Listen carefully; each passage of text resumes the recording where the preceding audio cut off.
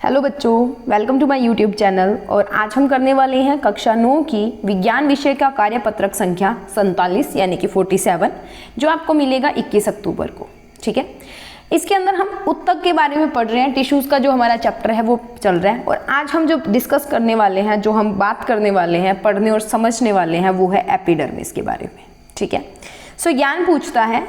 Worksheet को start करते हैं। सबसे पहले ज्ञान का क्वेश्चन आता है, जिज्ञासा दीदी एक पौधा अपनी रक्षा किस तरह कर पाता है? जैसे हम अपनी रक्षा करते हैं, हमारे तो हाथ पैर सब है, ठीक है, बोल सकते हैं, तो अपनी रक्षा कर लेते हैं। तो प्लांट्स जो है वो भी लिविंग बींग्स हैं, उन्हें भी रोगों का खतरा होता है, आंधी तूफान का खतरा होता है, तो वो कैसे इन सब चीज़ों को मैनेज करते हैं, सो वो बताती है जिज्ञासा।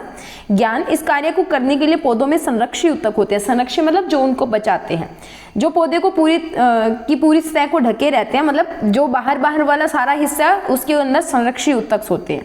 इनका मुख्य कार्य पौधों की रक्षा करना है। यह भी सरल उत्तक है, परंतु इनका कार्य संभरण उत्तकों से भिन्न है। जो सरल उत्तक होते हैं उनसे काफी अलग है। ये 3 प्रकार के होते हैं, एपिडर्मिस, स्टोमेटा और कॉर्क। ठीक है, ये तीनों हम आज नीचे डिस्कस करने वाले हैं, बट मेन जो है वो है आपका एपिडर्मिस। आपने जो मेन ध्यान देना है। सो पहला देखिए, पौधे के सभी भाग जैसे फूल, पत्ती, तना और जड़ के बाहरी सतह कोशिकाओं की एक परत से ढके हो जाते हैं। इस परत को एपिडर्मिस कहते हैं।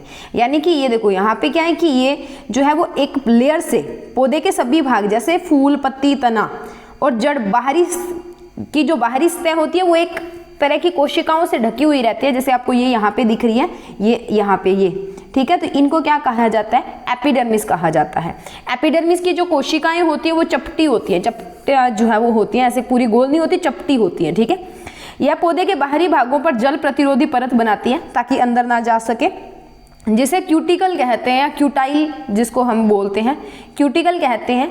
मरुस्थलीय पौधों में यह एक मोम जैसा जल रोधी पदार्थ बनाती है। जैसे आप उसको तोड़ते हो ना, एलोवेरा, कैक्टस को जब तोड़ते हो तो उसके अंदर एक मोम जैसा जल रोधी पदार्थ जो है वो बनता है, जिसे क्यूटीन कहते हैं। ठीक है, जो पौधों को जल हानि और परजीवी कवक से रक्षा करती है। यानी कि जो ज़्यादा इवेपोरेशन, मरुस्थल में जो पानी मतलब जो है वो वैसे भी कम होता है, तो उनके प्लांट्स में से ज़्यादा जो है वो वाष्पीकरित होके या ट्रांसपीरेशन होके, वाष्पोत्सर्जन की क्रिया होके ज़्यादा पानी ना निकले, उसके लिए ये होती है। ठीक है, एपिडर्मिस की क्यूटिकल वाष्पोत्सर्जन को नियंत्रित रखती है। यानी कि एपिडर्मिस की जो क्यूटिकल होते हैं, ये आपको दिखाई दे रही है, इसको वाष्पोत्सर्जन को नियंत्रित करती है। अभी मैंने आपको बताया, क्यूटिकल यानी कि ऊपर वाली लेयर। जड़ों की एपिडर्मिस कोशिकाएं पानी को सोखती हैं। इस कार्य के लिए उनमें बालों जैसे परवर्ध होते हैं। जब जड़ बनाते हैं हम किसी भी पौधे की, तो ऐसे नहीं बनाते साथ में, ऐसे ये बाल जैसे जो परवर्ध होते हैं, जिनसे जड़ों की पानी की जो सोखने की क्षमता है ना, वो बढ़ जाती है। ठीक है, उसके बाद है हमारे पास स्टोमेटा, जिनको रंध्र भी कहा जाता है, और कॉर्क। ठीक है, कॉर्क तो आपको पता ही होगा, ये जो छाल सी होती है ना पेड़ को जब हम काटते हैं, तो जो बाहर वाला हार्ड सा छाल जो ये आपको ऊपर करके दिखाई गई है, ये तो ऊपर वाला ब्राउनिश पार्ट निकाल दे, उसके बाद में एक और होती है, that is known as cork. ठीक है, अब स्टोमेटा क्या होता है? जैसे कि हम पीछे पढ़ चुके हैं स्टोमेटा के बारे में काफी। तो पत्तियों के एपिडर्मिस में छोटे छोटे छिद्र होते हैं, जैसे आपको इस फिगर के अंदर दिखाया गया है। ठीक है, जो स्टोमेटा या रंध्र कहलाते हैं। इन्हें वृक्क के आकार की कोशिकाएं घेरे रहती हैं, जिन्हें रक्षी कोशिकाएं भी कहा जाता है, जिनका कार्य रंध्र को बंद करना एवं खोलना होता है। वृक्ष के आकार की, जैसे किडनी नहीं होती हमारी, उसके आकार की होती है। ऐसी जो किडनी होती है हमारी, उसके आकार की जो 2 कोशिकाएं हैं, उनको घेर के रखते हैं, वो उसकी रक्षा भी करती है, वो बंद करती है और उसको खोलती है। ठीक है, स्टोमेटा का कार्य वायुमंडल से गैसों का आदान प्रदान करना तथा वाष्पोत्सर्जन करना है। 2 काम करता है, तो गैसों का आदान प्रदान करता है और दूसरा वाष्पोत्सर्जन करता है। इसके बाद है हमारे पास कॉर्क। अब ये क्या करता है? जब होती है ना हमारे पास प्रकाश संश्लेषण की क्रिया, उसके अंदर कार्बन डाइऑक्साइड और जो ऑक्सीजन है उसका आदान प्रदान करता है। ठीक है, कॉर्क की बात करते हैं तो पौधों की लगातार वृद्धि के कारण जड़ और तने में मौजूद एपिडर्मिस एक दूसरे उत्तक कॉर्क में बदल जाते हैं। ये जो एपिडर्मिस होती है वो लगातार कॉर्क में बदलती जाती है जैसे जैसे पेड़ बढ़ता जाता है।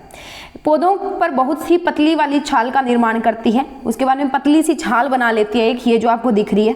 ठीक है, कॉर्क की कोशिकाओं के बीच सुबेरी नामक रसायन के जमाव के कारण कोशिकाओं की भित्ति मोटी हो जाती है। उसके अंदर सुबेरी नाम का एक रसायन जो है वो जमता जाता है, जिसके कारण क्या है, उनके अंदर जो है इनकी भित्ति जो है वो मोटी होती जाती है। सुबेरिन इन छालों को हवा और पानी के लिए अभेद बनाता है। अभेद मतलब जिसको भेद ना किया जा सके, तो हवा और पानी भेद करके अंदर वाले इस हिस्से में नहीं जा सकते हैं। ठीक है, उसके बाद है बेटा हमारे पास इसके 4 क्वेश्चंस, एक एक करके क्वेश्चंस को डिस्कस कर लेते हैं और समझ लेते हैं कि क्या कुछ क्वेश्चंस के अंदर हमने करना है। बच्चे देखिए पहला क्वेश्चन है, संरक्षी उत्तक किसे कहते हैं या पौधों में कहाँ पाए जाते हैं। जैसा कि हमने ऊपर किया था, वे उत्तक जो बाहरी परत बनाकर पौधे के शरीर की रक्षा करते हैं उन्हें संरक्षी उत्तक कहा जाता है।